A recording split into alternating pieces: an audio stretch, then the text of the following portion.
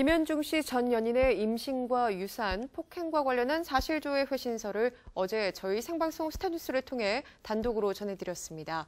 진실 여부를 가리는 중요한 열쇠가 될 것으로 전망되고 있는데요. 해당 소식을 취재한 기자를 연결해서 자세히 알아보겠습니다. 김묘성 기자. 네, 김묘성입니다.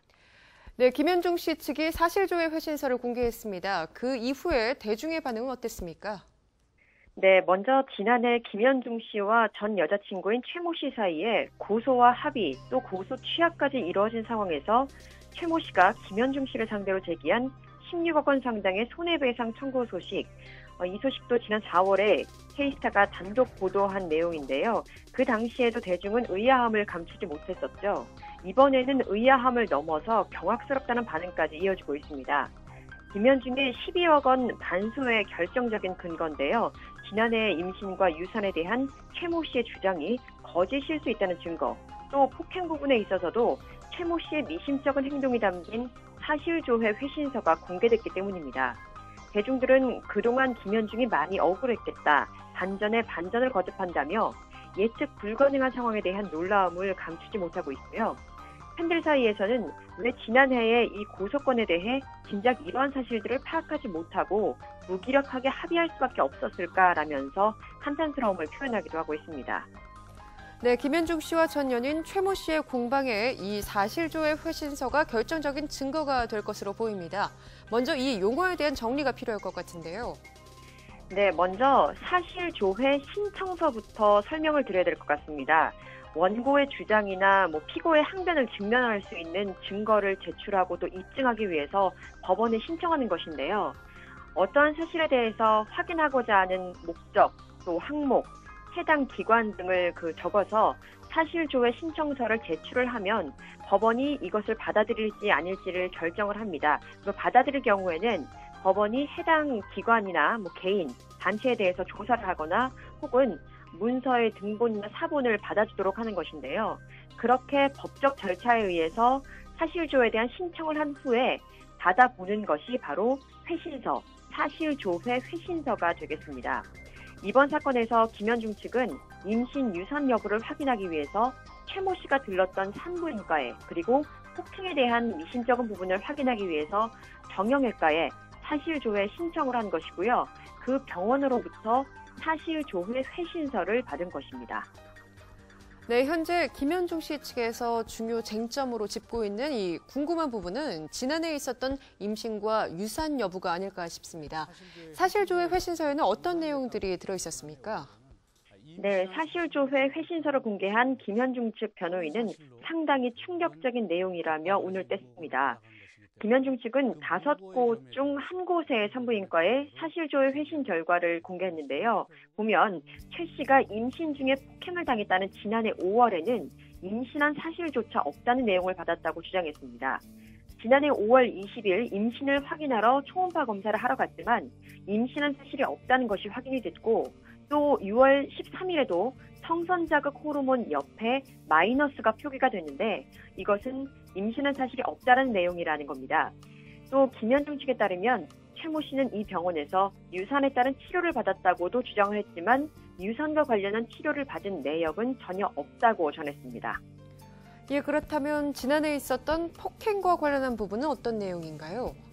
네, 복부 폭행으로 지난해 6월 1일 유산을 당했다고 주장했던 전 연인 최모 씨. 김현중 측은 최 씨가 들른 정형외과에 사실조회를 신청했는데요. 진단서에 보면 복부 폭행이 전혀 나타나지 않고 있다고 전했습니다. 또 무엇보다 같은 날 다른 병원에서 발급받은 상해 진단서 2장이 가장 큰 의문이라고 주장을 했는데요. 두 정형외과에서 보내온 사실조회 신청서에 따르면 최모 씨는 먼저 5월과 7월 2번에 걸쳐서 A 정형외과에서 진료를 받았습니다. 2014년 5월 31일에 병원에 가서 타인에게 맞았다라는 진술을 하면서 진단을 받았고, 7월 25일에는 헬스클럽에서 기구에 부딪혔다고 진술을 한 뒤 진단을 받습니다. 6주 골절상 부분인데요. 그리고 약 1개월 후인 8월 18일에는 진단서 발급을 위해 다시 A 정형외과를 찾는데 5월에 진료받은 2주짜리 상해 진단서, 즉 복부 폭행이 포함되지 않은 진단서를 발부받았는데 7월에 진료했던 6주 골절에 대한 진단서는 A 정형외과에서 받지 않습니다.